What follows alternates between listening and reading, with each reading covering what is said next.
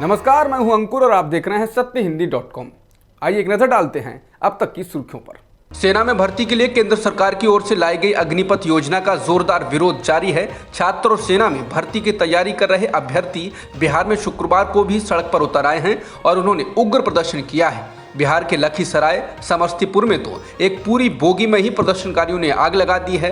ट्रेनों में तोड़फोड़ की भी घटना हुई है। इस वजह से कई ट्रेनों को रद्द कर दिया गया है और बड़ी संख्या में ट्रेनों को डाइवर्ट करना पड़ा है। आरा में कई प्रदर्शनकारियों पर मुकदमा दर्ज कर लिया गया है तो कई को गिरफ्तार किया गया है। बेगूसराय में युवाओं ने रेलवे ट्रैक जाम कर दिया है। डुमरांव में छात्रों ने रेलवे ट्रैक पर आग लगा दी तो बिहिया में ट्रेनों को रोक दिया गया। उत्तर प्रदेश के गाजियाबाद, अलीगढ़, बुलंदशहर, गाजीपुर, बलिया, आगरा सहित कई जगहों पर जोरदार प्रदर्शन हो रहा है। बिहार से शुरू हुआ विरोध प्रदर्शन उत्तर प्रदेश, हरियाणा, पंजाब, हिमाचल प्रदेश, उत्तराखंड, झारखंड और दिल्ली सहित 10 राज्यों में फैल गया है। ऐसे में केंद्र सरकार निश्चित रूप से इस योजना को लेकर घिर गई है।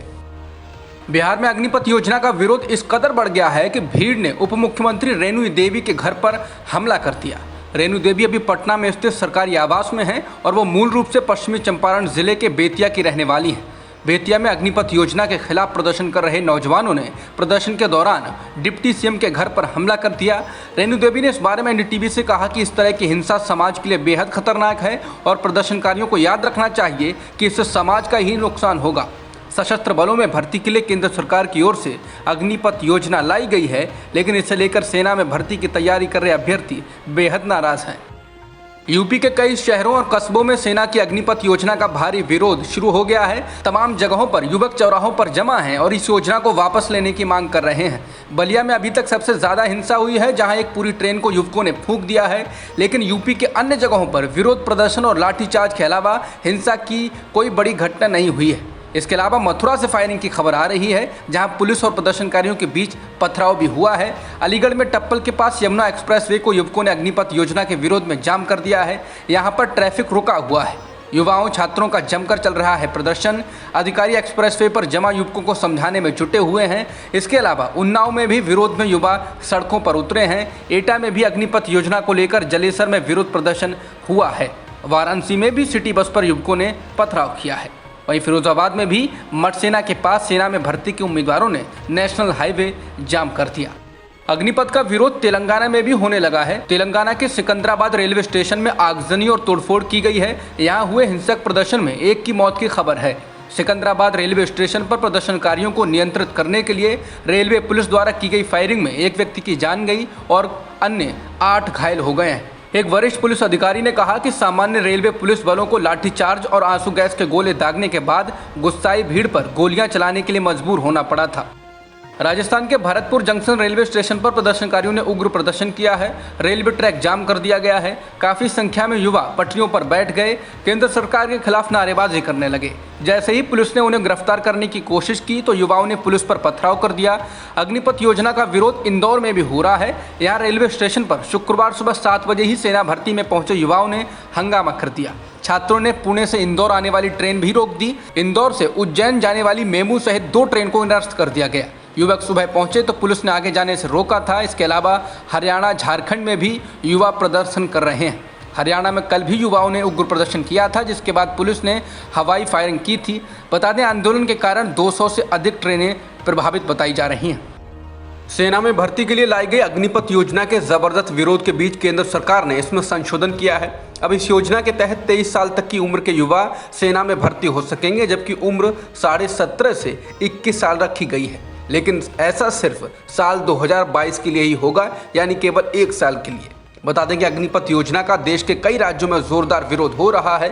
बिहार में तो यह विरोध उग्र हो गया है और इसके विरोध में प्रदर्शन कर रहे छात्रों और सेना में भर्ती की तैयारी कर रहे अभ्यर्थियों ने कई जगहों पर जाम लगाने के साथ ही ट्रेनों में भी आग लगा दी है। केंद्र सरकार ने बयान जारी कर कहा है, ये बात उसके ध्यान में है कि पिछले 2 साल से सेना की भर्ती नहीं हो सकी है, इसलिए 2022 में होने वाली सेना भर्ती में सरकार 2 साल की छूट देगी। इसके बाद अग्निपथ योजना के तहत भर्ती की आयु सीमा 21 से बढ़ाकर 23 कर दी गई है। एक और जहां युवा अग्निपथ योजना का उग्र तरीके से विरोध कर रहे हैं, तो इस बीच मोदी सरकार ने गुरुवार को अग्निपथ योजना में भर्ती होने की अधिकतम उम्र बढ़ाकर 21 से 23 साल कर दी। यह केवल 2022 के लिए किया गया है और इसको करने के पीछे कोरोना महामारी का हवाला दिया गया है। इसके बाद मोदी सरकार के मंत्री एक बार फिर थैंक यू मोदी के अभियान में लग गए हैं। रक्षा मंत्री राजनाथ सिंह ने उम्र बढ़ाने के फैसले पर ट्वीट किया और कहा कि मैं प्रधानमंत्री श्री नरेंद्र मोदी जी को युवाओं के भविष्य की चिंता करने और उनके प्रति संवेदनशीलता के लिए हृदय से धन्यवाद करता हूं। मैं युवाओं से अपील करता हूं कि सेना में भर्ती की प्रक्रिया कुछ ही दिनों में प्रारंभ होने जा रही है, वे इसके लिए अपनी तैयारी शुरू करें। वहीं गृह मंत्री अमित शाह ने भी 1 साल के लिए उम्र बढ़ाने के फैसले को लेकर कहा कि पिछले 2 वर्ष कोरोना महामारी के कारण सेना में भर्ती प्रक्रिया प्रभावित हुई थी, इसलिए प्रधानमंत्री मोदी जी ने अग्निपथ योजना में उन युवाओं की चिंता करते हुए पहले वर्ष उम्र सीमा में 2 वर्ष की रियायत देकर उसे 21 साल से 23 साल करने का संवेदनशील निर्णय लिया है। इस निर्णय से बड़ी संख्या में युवा लाभान्वित होंगे और अग्निपथ योजना के माध्यम से देश सेवा और अपने उज्जवल भविष्य की दिशा में आगे बढ़ेंगे। बीजेपी अग्निपथ योजना के फायदे गिनाने में लगी हुई है, तो इस बीच उसके सहयोगियों ने ही विरोध को देखते हुए इस योजना से किनारा कर लिया है। बिहार सरकार में सहयोगी जदयू ने सरकार को इस पर पुनर्विचार करने का सुझाव दिया। बिहार में बीजेपी की सहयोगी पार्टी जदयू के राष्ट्रीय अध्यक्ष राजीव रंजन सिंह ने ट्वीट कर कहा कि अग्निपथ योजना के निर्णय से बिहार सहित देश भर के नौजवानों, युवाओं एवं छात्रों के मन में असंतोष, निराशा व अंधकारमय भविष्य का डर स्पष्ट दिखने लगा है। केंद्र सरकार को इस पर अविलंब पुनर्विचार करना चाहिए, क्योंकि ये निर्णय देश की रक्षा व सुरक्षा से भी जुड़ा है।